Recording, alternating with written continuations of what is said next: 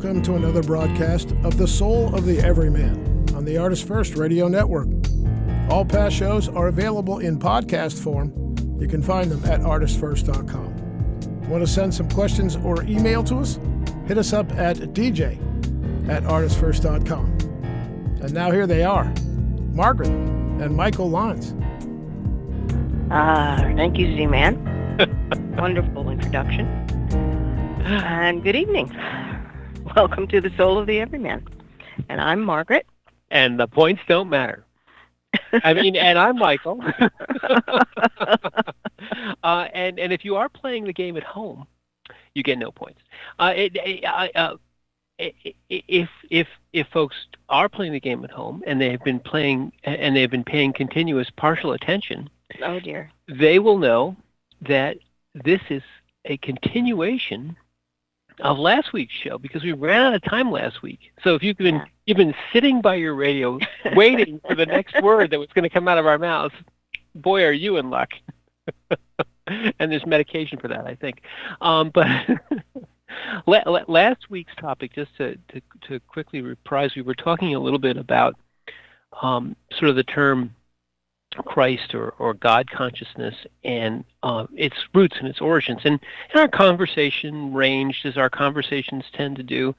And near the end of last week's conversation, we kind of broached the subject of the fact that meditation and meditative states are really, enlightenment is not something that you get with a bunch of rules or from a 7-step kind of like do these things and you'll get to enlightenment. And I haven't done step 6, so I can never get there. So no, it's that when folks who were bringing this consciousness to the world were in essence suddenly at the center of a movement they didn't want to ever be at the center of, and that they were then asked for the rules because they're like, so this idea, which is very deeply ingrained in the human heart, that somehow you can get the formula or the prescription on how to get to X, Y, or Z, is really the ego, the mind, trying to put its grubby little fingers around something which is unmindable. Yeah. No, it is the mind that does it. The heart doesn't do that. And it's a habit form that we have down here because of just being in a physical body. We want to try to order things in order to get things done, usually. But there is an aspect of oneself that is outside of the mundane.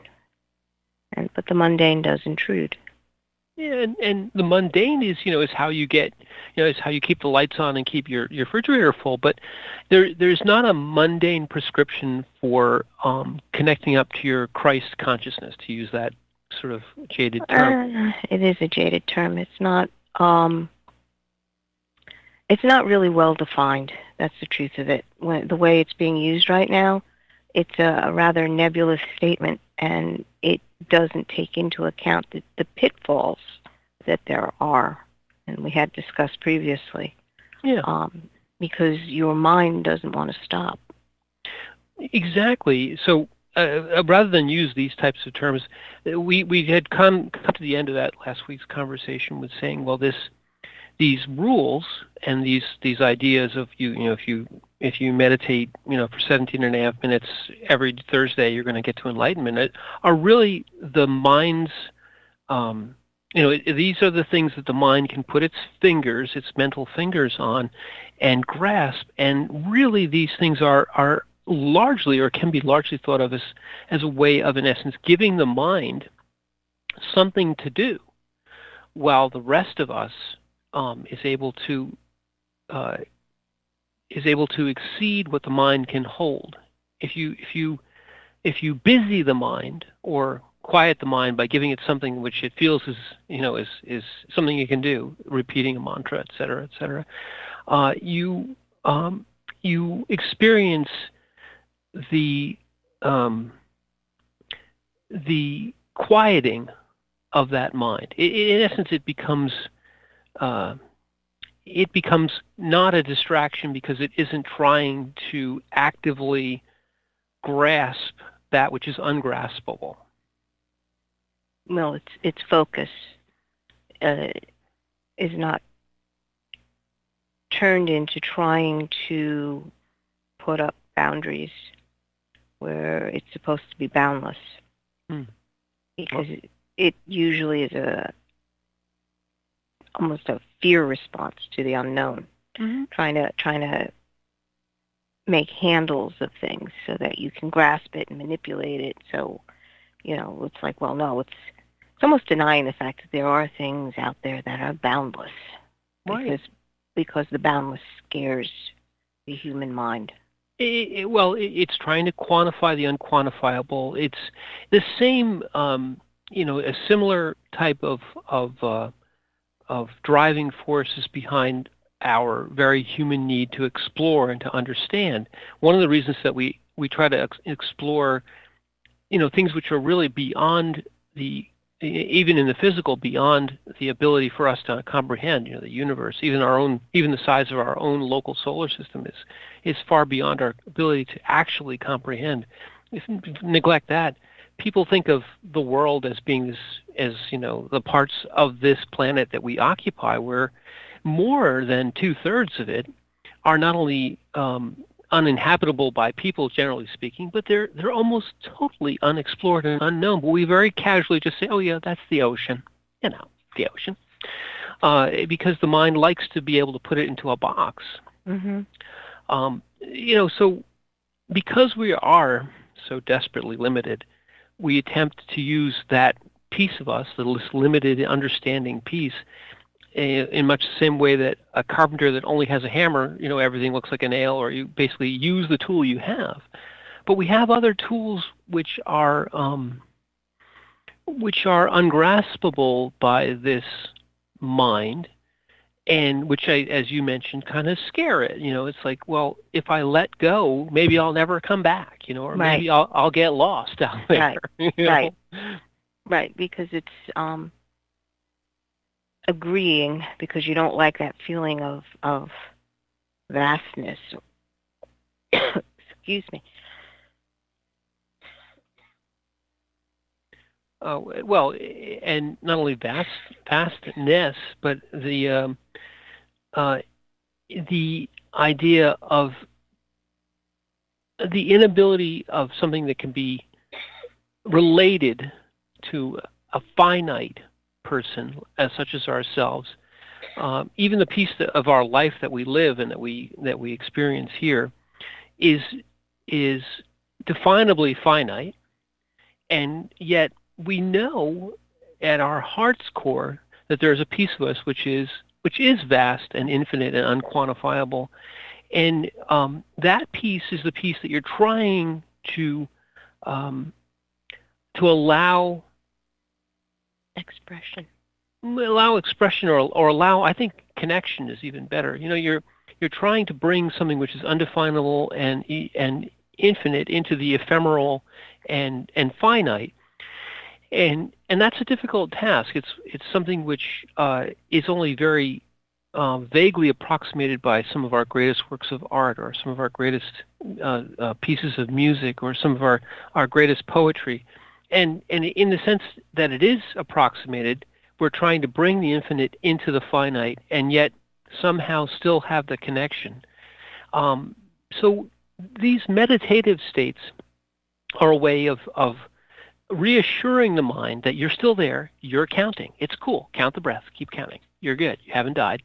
And yet the connection, the infinite sense of the infinite piece of us is able to somehow filter through and percolate through the bounds of the mind, while the mind is at least busily distracted counting breaths, and fill the heart. And then from the heart, one can express, and it filters in and out. It filters through this temporal thing, this temporal grasping thing, the mind, and unfortunately it has to filter back out. And when we make something that someone else can look at in this temporal place, it's been washed through the filter of the mind twice. But you try your best you can to preserve some of that eternal sense, or the eternal essence, I should say, of what you've discovered or rediscovered of yourself. It's allowing your consciousness to be able to drive the body instead of the mental part driving the body. Yeah. You allow it to do its task because the mind, that mental aspect, can only do one thing at a time. So if it's concentrated in one area and you allow yourself to come to a balanced point, a harmonious point, a peaceful point, then there are parts of you, your consciousness, that are able to rise up and begin to interact with yourself and with each other, or each intertwining your pieces together to come to that harmonious point. Right. So it gives you a broader, grounded sense, broader perspective, grounded state of being. You are nowhere but here and no other place than now.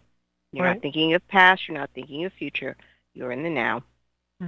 You are quite aware of the fact that you are seated in a spot, in a place, in space.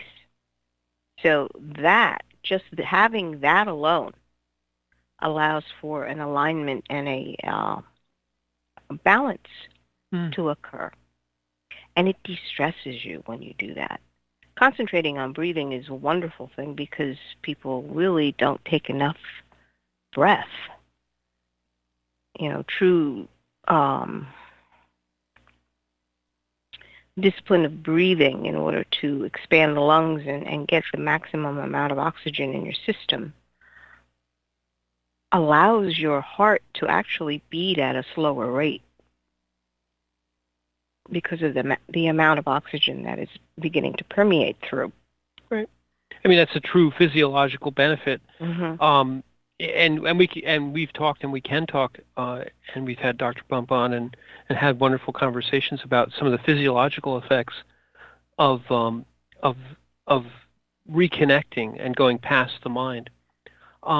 So just to so there we were at the end of last week's, and we ran out of time, and this was sort of the topic of conversation, and this topic, the topic that we're going to talk about tonight. Because this was all preface. If you're writing this down, that was all the preface part. The topic we wanted to talk about tonight was a continuation of that. We were going to say connecting to the higher consciousness, part 2, and kind of becoming aware because of where we are in this temporal space, and particularly now in the last, let's say, 20 years, because of the times that we live in, we are now under active assault. And by active assault, I mean our minds and really our attention spans are under active assault, almost to the point of, as you mentioned, not even being able to properly breathe because of the constant flow of stimulus, or interruption, or just really moment by moment. Look at me, read me, do me, click me, blah, blah, blah, blah, me. Stop what you're doing, which is maybe an interruption of an interruption of an interruption, and then go do me. And people end up very, very stressed by this, sort of in a constant state of alert or alerting. The mind at its basic level is a tool for survival. The brain is a tool for survival. And because we had to survive, we had to pay attention to interruptions like, squirrel or tiger squirrel. So these things, your brain is looking all the time for these kind of attention cues. Well, let's say 20, 30 years ago, or perhaps more, people figured out how to exploit that. And the first exploitation was sort of the television commercial, which immediately is louder than the show you were watching and has brighter flickering colors and flashes and bangs and things that instantly, grab your attention and make you look. It's the major look. That was decades ago when television was the box in the living room, and there was only one TV, and there were, a set number of channels. If you were lucky, you had more than 3. But that, when advertising came in and commercials came in, that's when that whole science began to develop of grabbing your attention. The 30-second soundbite, the engage you at a almost pratfall slapstick level. Look, well, from that point, we went from kind of, as you mentioned, the box in the living room that'll rot your brain. Go outside, kid. That TV will rot your brain. Well, now we're at the point where our brains are well and truly rotted, and they're working their way inwards to the point where you're unable to breathe in between interruptions. There's literally articles and studies that have been done that people aren't breathing correctly because they're looking at their phones all the time. What did they call it? It was email apnea. Email apnea, which sounds horrible. Right. But you also see people that are so distracted that they're walking into they're getting run over by trains. Run over by horrible things. Walking into manhole covers. Literally so distracted. So distracted by their devices, and the devices are multiplying, where we now have at any given time you might have 5 screens or 6 in your immediate vicinity, all of which are asking for your attention one way or the other. But this show you should pay attention to. But no, I mean this is it's a wonderful immersive ability to grasp and understand things from all over the globe and be able to satisfy every curiosity. This is the good part. But when it starts saying, I don't want to react to your question and give you information. I want you to listen to me, look at me, do what I want you to do, control your attention, demand your attention, in essence, hijack your consciousness and turn it into eyeballs and clicks and likes and blah, blah, blah, all the other stuff. This has become a little bit toxic, a little inimical, a little bit cancerous in the sense of on the attention span of your mind. There's a parasite, that's really trying to suck. Yeah, no, seriously, it is something that is trying to take away your ability to choose what it is you want to look at, or you want to do, or what you want to research. It's constantly, look here because of this, and you did search on this, so let me flash all these little advertisements at you at whatever it is you're reading. These things are flashing at you, right? And you're like, no, this is not what I want. I want to choose what I want to choose. Right, and in self-defense, we become sort of jaded in the sense that we just almost avoid actively looking at anything that blinks on your screen. In fact, one of the things that's interesting is like all things, you have spy, counter spy, you have this kind of arms race of advertising, so that the more intrusive these attention grabbers are, we have built these kind of blockers of these attention grabbers, and we have built our own brains in their own self-defense have become trained to ignore the flashing and ignore the almost look at any part of the device that you're on that's not asking for your attention, if you will. Right. Right. So go ahead. No, it's true. And you look at things, you operate very differently when you're dealing with a device. It used to be that you actually use the phone just to call people. No, that never happened. Phones are for taking pictures and nothing else. Of cats, if necessary. Yeah. Well, the interesting thing is we always, on the Soul of the Everyman, we like the way language informs. The term phone has stopped meaning what it used to mean. The actual word phone comes from a Latin root which meant kind of, something which was dealing with sound, the phone, the phonograph, the phone Phonetics. was phonetics, etc. This was something which dealt with sound. It was a device which you listened to. Well, no one listens to their phones anymore, so it's no longer a phone. It's really become more of a personal.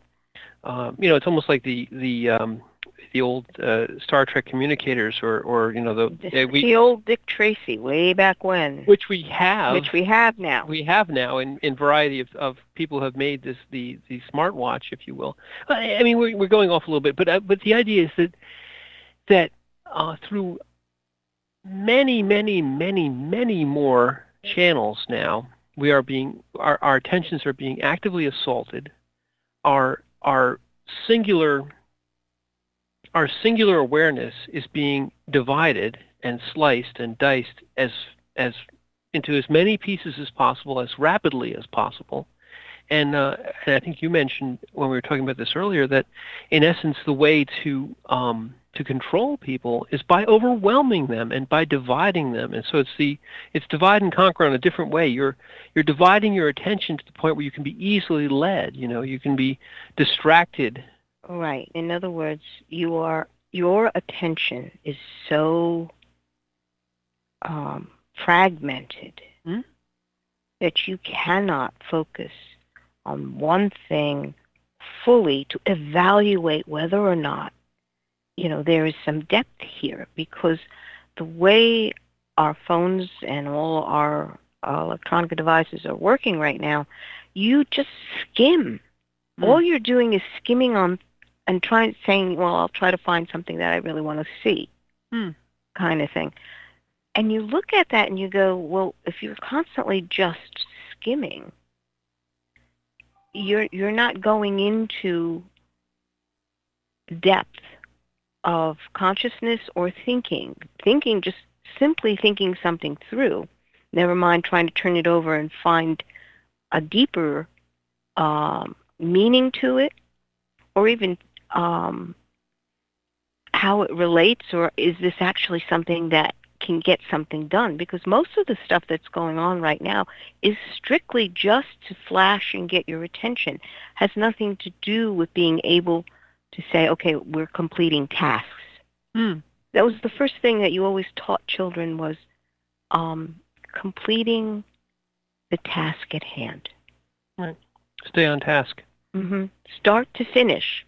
That is something that I remember consciously being taught in all subjects. Start to finish, complete your task. Right. And I won't digress too far, but in essence, we've become the unfocused, immature mind now, which is easily distracted by every flashing light and has no ability, or is being taught to luxuriate in this sort of chaotic distraction rather than stay on task. Now, before this becomes you kids today, again, there's so many good things about what we have now, that the idea is to see what is good and keep it, but yet realize when you're being manipulated and when your attention span is not what you want but what they want, and develop a set of tools which allows you to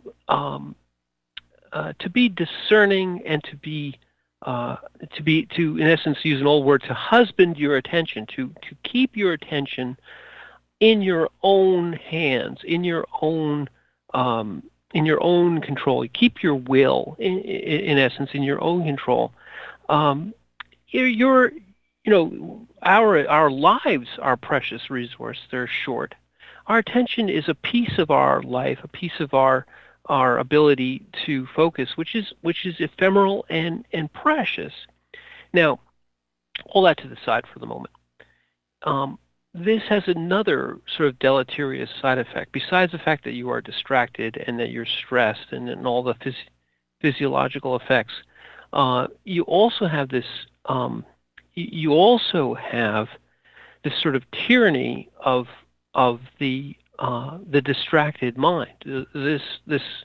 This mind that is constantly engaged. We talk about a quote here where it's the always-on, 24/7 artificial sense of constant crisis world that we are being told is out there, is also a barrier to the connection, because this becomes over large in our life, and it becomes sort of a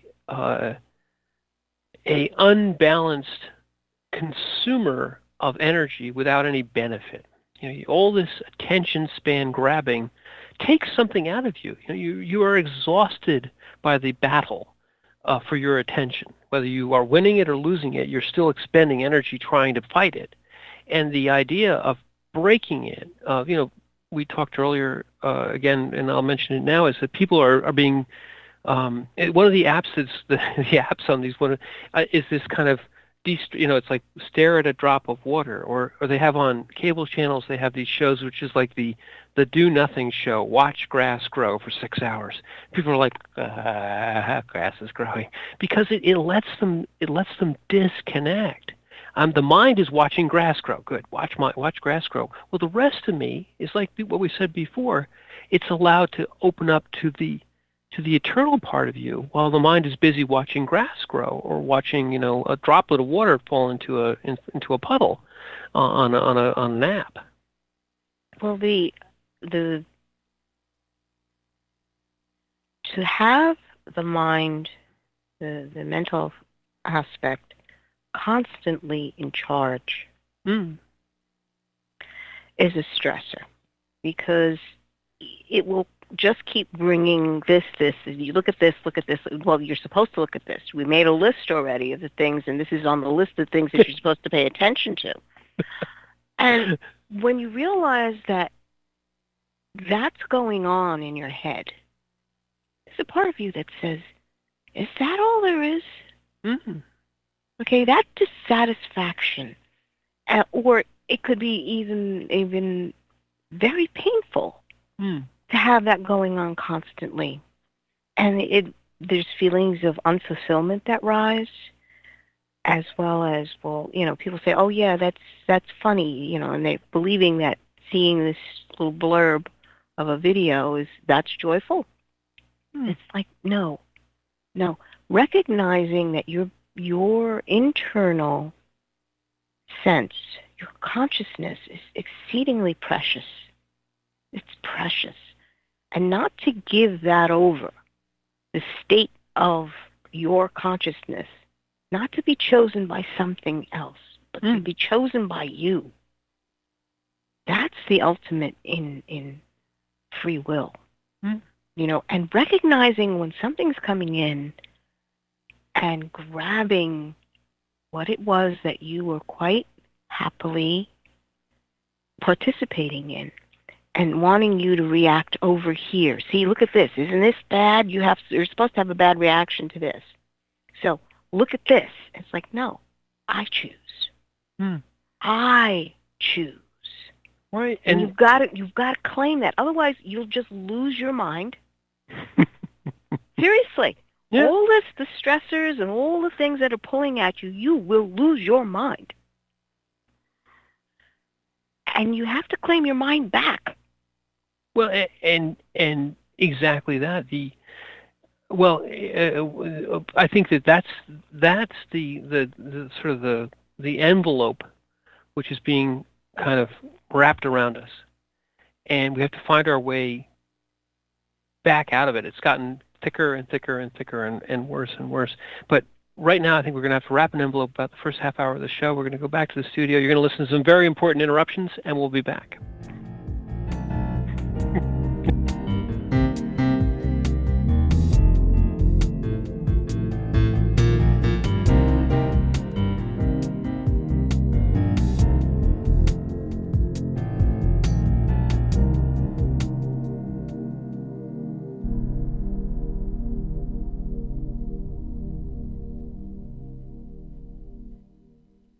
Rick Riordan fans, love mythology with plenty of action and humor? Destroyer's Blood is for you.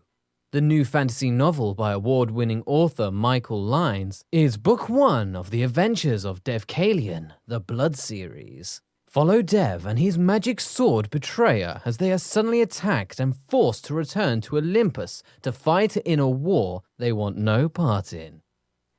The world of men and gods is about to be destroyed by Zeus's ancient foe, and only Dev and Trey can stop him.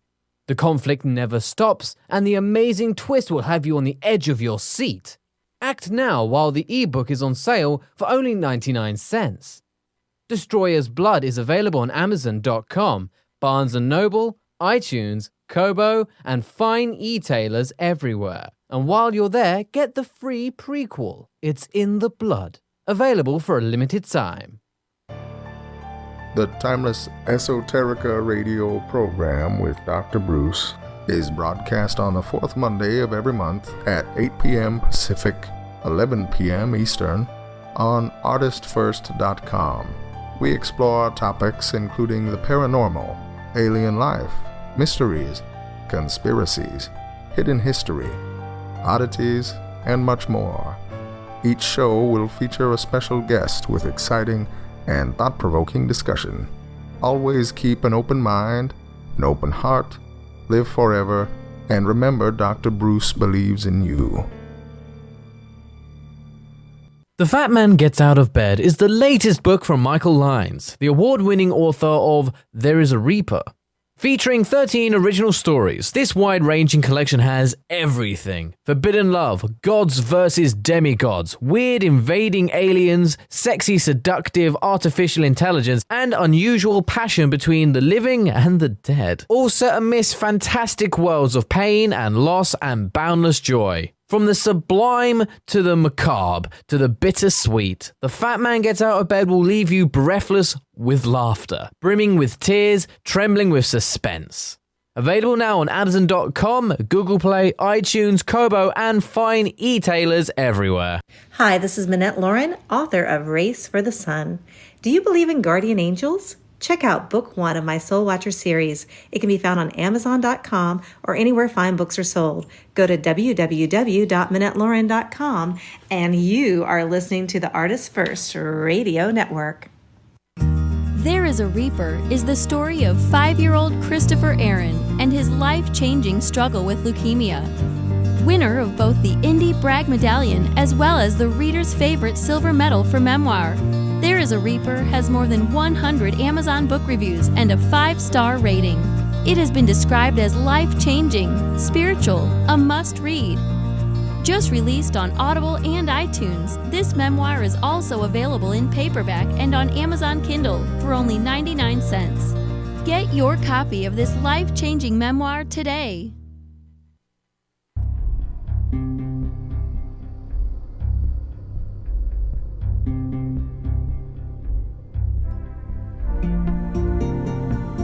You are listening to The Soul of the Everyman on the ArtistFirst Radio Network. Let's get back to your host. It's Michael and Margaret Lynes. And thank you very much, Z-Man. And I hope you guys paid attention because there's going to be a quiz after the show. And welcome to the second half of The Soul of the Everyman, where now the points do matter. And I hope you've been keeping score. And tonight's show is about the points. No, tonight's show is about is a continuation of last week's topic because we kind of ran out of time. We were talking about connecting to higher consciousness, and in this show we've been kind of moving into some of the things which, in essence, are the barriers, the active barriers and passive barriers, but most of the active barriers, the active assault on our ability to do that in our current times. And if people always say, like I said, you kids today. Well, it's not that. It's just that I think that if you look, and there are things you can find if you look online. If you look at the level of conscious or of sort of daily and then hourly and then minutely and now second by second level of interruption that we've become inured to, become used to in our daily lives in the Western world, it is starting to approach a nearly constant beat. You can see people, and this may even happen to yourself, where they're basically continuously looking from device to device as it bings, bops, clicks, does something to grab your attention.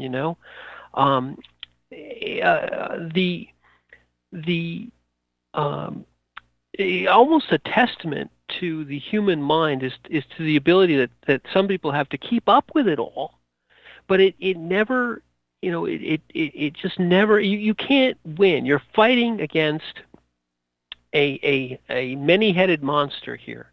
It's not a fair fight. It's your one attention span against the rest of the internet, the rest of the world, trying to get you to look at it.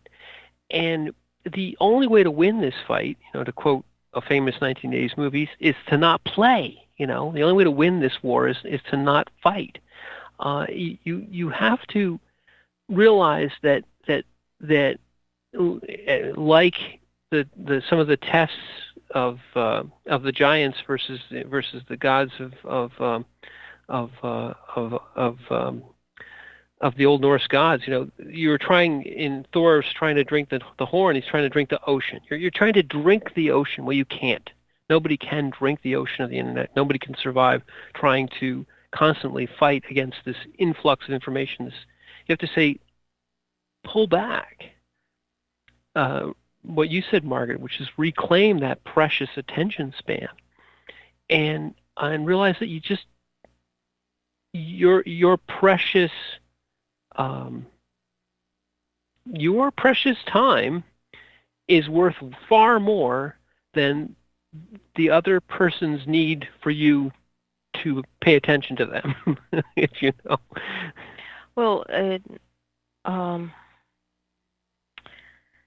in Eastern traditions, when they talk about evolution of consciousness, and they're talking about there's a certain level of consciousness when you're going from plant to animal, or plant to tree to animal, to then sentient being. And sentient being is considered so precious, ridiculously precious, to the point where if someone's going, in those traditions, if someone is dying, the monks would actually go and try to coach the consciousness that's leaving the dying body to exit out of a frequency level that will allow for another human life, or another human lifetime, because they believe in reincarnation. And if you slip lower towards the lower, that's when they say you would be reincarnated as an animal or a plant.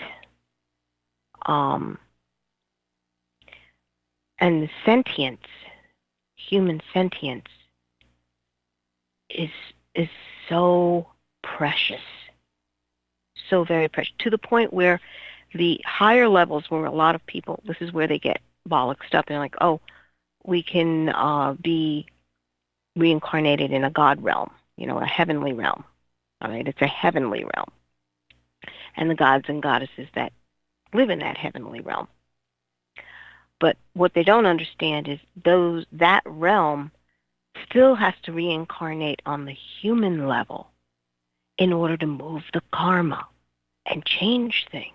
You can't do it when you're in a heavenly realm. You can only do it here. Because your sentience, your human consciousness, is the thing that changes it. What decisions you make moment by moment, and how you make it, the quality of living here and making your decision and choice. That is the push towards it. And in Christianity, Jesus was talking about being able to live in unconditional love.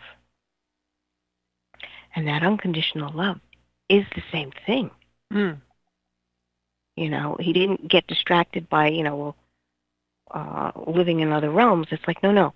Right here and right now, and the soul iteration you're living right now is important. Because it was made for man to have one life and one death in that soul.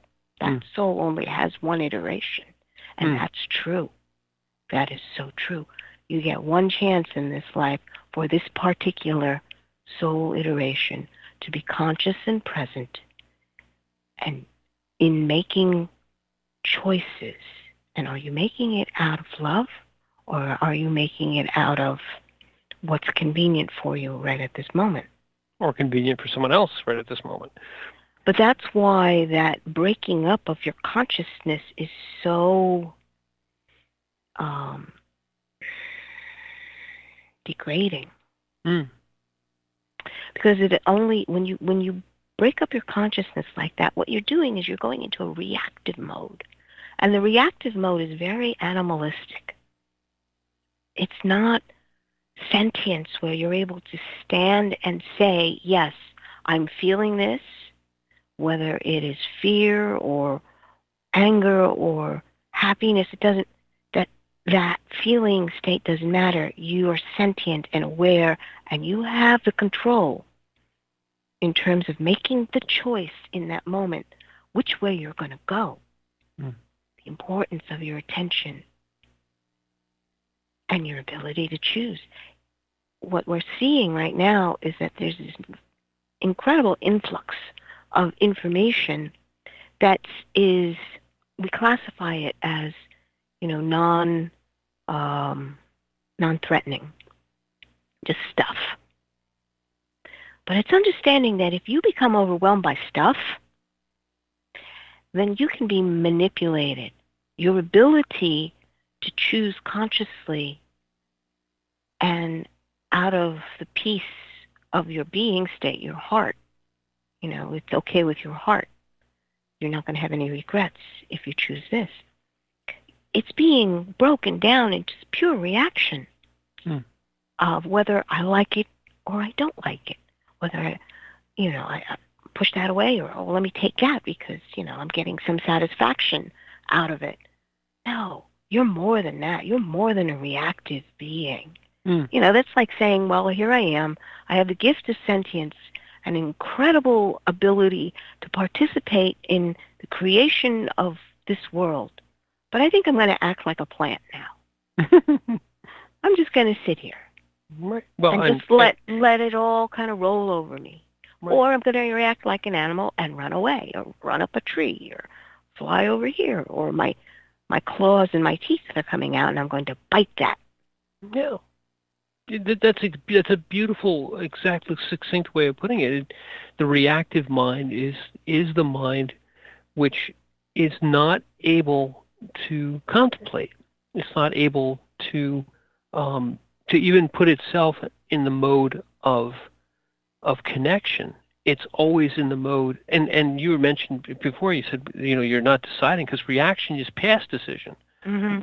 Reaction occurs well before thought. Right. And it short circuits thought.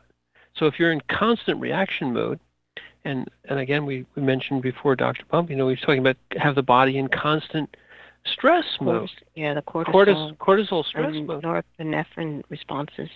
Yeah, and that lack of once you've divided the attention to that level, you're no longer able to be sentient. You're only able to be reactive. Mm-hmm. I'm going to be a bunny rabbit today and just run, hop away. And I think that, again, without it sounding like some sort of tinfoil hat thing, the rest of the world doesn't care about your sentience. The rest of the world would like you to be reactive, because it makes you easier to, buy their latest thing, or do their latest thing, or pay attention to their latest, It wants to be able to program a response in you. like you are some sort of computer thing that all I have to do is run this program and this is what you're going to do. Right. And you're sitting there going, I am not a slave to you. Or very predictable, if I say these things, they'll do that. It's control is all about being able to know what someone's going to do before they do it. And the thing is, it's understanding too that you have to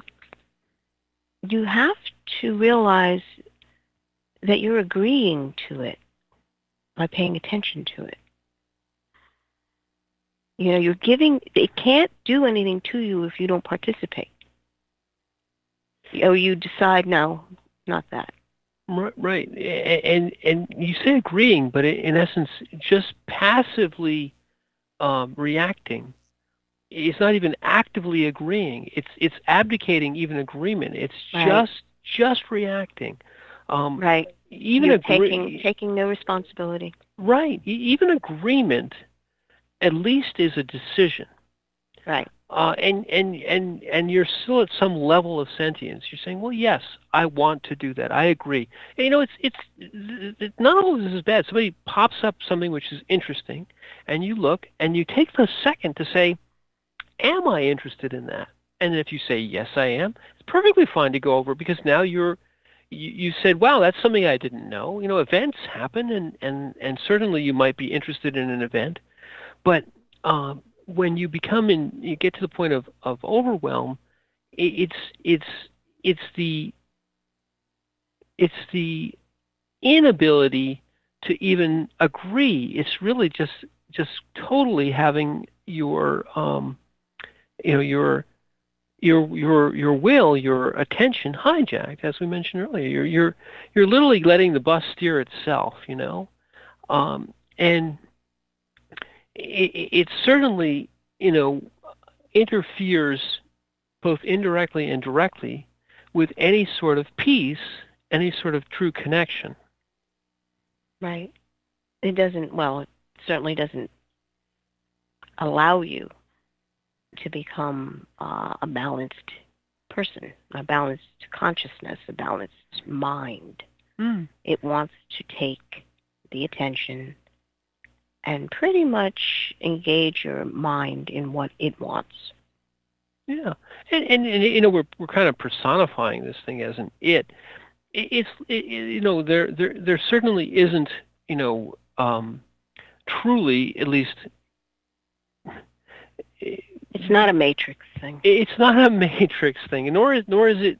As I mentioned earlier, the tinfoil hat thing. We're not really saying that there's an entity that's inimical, that's trying to in some way harm you. But it's this, just as the commercials of the box of the 50s and 60s, it's sort of something that works, that's been taken to the nth degree. Playing the commercial louder and with bright colors got people looking at you, and it worked so well and for so long that people copied it. And then now through the pervasiveness of these information sources, with every one of them in essence vying for your attention, it's become sort of a collective. It's like the ocean doesn't care if it drowns you, but yet you will drown in that ocean. The ocean isn't attacking you, but you can be attacked in the sense of your personal spark can be overwhelmed to the point where you can feel, as you mentioned earlier, hopeless, unfulfilled, completely stressed out, and certainly not able to do what was now seems almost easier, that you would take, would sit back from your daily life, your grind, and just contemplate and draw back and reconnect. Well, now the contemplate, draw back, reconnect is that much harder. Right. Just things are coming at you at a high pace. And the thing is, if you don't take time to allow yourself to rest that way, you will wind up harming yourself. You harm your body. Mm. You know, it's again what they're discovering now. People aren't breathing properly because they're hunched over their phone and holding their breath as they're trying to read emails or whatever. Right. You're like, okay. Well, and something we didn't bring up earlier was the the fact that our distractedness is also taking us away from things which actually we should be paying attention to. Yes. Our children, our loved ones, people who are truly in the orbit of our awareness, are their ability to engage our attention and to have an experience with us at a meaningful level is interrupted by again all these different influxes and flows and attention grabbers. And so, yeah, people could say the same thing. Everyone on the train reading a newspaper, look at all the disconnection. Yes, but that isn't to say that that wasn't disconnection. It was, and this is worse. This is now, everyone not on the train when perhaps it was just a break between having to, get through a sort of a boring train ride and you would read the paper. Now it's 24/7, 365, wherever you are. Even we'll sit on the beach and we're under an umbrella and we're watching the waves, and you can look all around you, and people aren't sitting under the umbrella watching the waves. They're sitting under the umbrella looking at their phone. Right. Hey, you're at the beach. Stop that. Well, it's the thing that concerns me is that, and we spoke of this before, people understand, especially children, that you spend time with things that you love. Mm. And spending time with your child, it speaks to them at a very deep level, saying, okay, Mommy and Daddy love me. You don't have to do anything special. You just be there, interacting with them, whatever it may be, whatever the conversation is, talking about a bug, talking about, look what I made, and the fact that people are spending that much time on their phone, it's like, okay, what is it that's going on that you would choose the phone over a conversation with another human being? What is actually happening? Because we were made for relationship. Yep. We were made to be able to do that interaction. What is that phone giving you that another human being is not? But this social media thing is supposed to be your connection to other human beings. Yeah. What is going on? And I think the interesting thing about it is there is some social interaction through these devices, but it's dressed up with a lot of attention grabbers too.